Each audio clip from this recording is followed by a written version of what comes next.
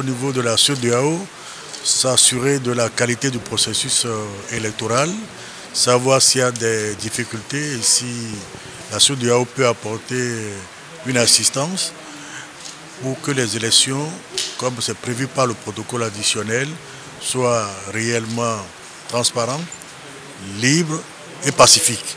Et les échanges que nous avons eus ont permis de voir les difficultés qui s'opposent et à nous maintenant de les analyser pour des suggestions qui pourraient être faites à la Commission, à qui revient la décision finale, certainement en liaison avec le président du Conseil de la conférence des chefs d'État et de gouvernement, qui sont les organes politiques.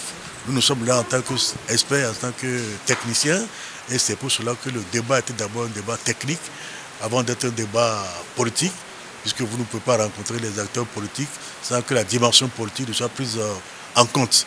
Mais nous ne pouvons pas malheureusement vous livrer le contenu de nos échanges, puisque le principal destinataire est le président de la commission de la CEDEAO. Je suis toujours optimiste et il ne faut jamais penser que l'élection est pour la classe politique. La démocratie, même si elle est représentative, c'est souvent le pouvoir du peuple exercé par ceux à qui le peuple accorde pour un temps donné sa confiance pour œuvrer pour la prospérité collective. Donc quand vous êtes au pouvoir, c'est que vous avez été choisi librement par le peuple. Et quand vous êtes au pouvoir, c'est pour œuvrer pour la prospérité collective qui implique la dignité des citoyens, qui indique également la stabilité des institutions, la cohésion nationale, la paix sociale. Donc, quand on est au pouvoir, ce n'est pas forcément pour se servir, mais c'est pour servir. Voilà moi ma conception de la démocratie. Donc, il ne faut pas dire que ça concerne que les acteurs politiques. La preuve, il y a de temps en temps des élections partielles, des élections législatives, et il y a maintenant de plus en plus de démocratie participative. Sur certaines questions, le peuple est directement concerné. Vous êtes dans un pays trop grand, nous sommes trop nombreux pour qu'il y ait une démocratie directe où pour chaque question, le peuple peut se réunir sur une place pour en discuter. Voilà pourquoi il y a la démocratie représentative. Mais ceux qui sont là exercent un mandat. Ils expriment la volonté du peuple souverain qui lui a accordé le pouvoir.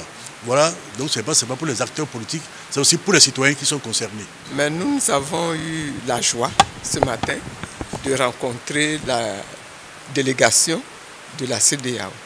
Nos échanges ont été très fructueux. Notre souhait, nous, c'était d'avoir la possibilité d'exprimer notre plaidoyer. Parce que ce que nous voulons, c'est des élections qui soient propres dans notre pays, mais qui soient apaisées et qui soient transparentes et qui soient inclusives. C'est ça notre projet et c'est pour ça que nous nous battons depuis 2024 pour obtenir le dialogue national. Nous n'avons pas encore obtenu le dialogue national. Et chaque fois que quelqu'un frappe à notre porte pour nous demander comment est-ce que vous pleurez, pourquoi est-ce que vous pleurez, mais nous sommes heureux de recevoir ces personnes-là et de leur expliquer pourquoi nous pleurons, pourquoi nous crions, et ils nous ont écoutés. Nous les avons vus prendre note abondamment. Nous comptons sur la puissance de leur organisation pour nous venir en aide dans notre pays, pour que nous ayons en Côte d'Ivoire des élections apaisées à la suite d'un dialogue politique ouvert qui va permettre à chacun d'exprimer ses besoins, ses souhaits, qui va nous permettre d'obtenir la modification totale du système électoral pour que nous ayons un système mieux équilibré, un système qui prenne en compte vraiment les souhaits, les desiderata des populations elles-mêmes. Mais la prolifération de coalitions, c'est une bonne chose, tant que ça va dans le même sens. N'est-ce pas? Tant que ça va dans le même sens. Ce que nous souhaitons, nous, en tant qu'opposition, c'est d'avoir dans notre pays des élections propres, des élections transparentes. Qu'il y ait 1000 coalitions, pourvu que ces coalitions-là participent à l'organisation du dialogue politique et que nous puissions avoir dans notre pays ce qui est possible, des élections propres, des élections transparentes. Qu'il y ait 1000 coalitions, ne vous en inquiétez pas. Tant que les coalitions vont dans le même sens, c'est ça qui est essentiel. Regardez un petit peu la fameuse coalition qui vient de se créer avec le PPACI et le PDCI.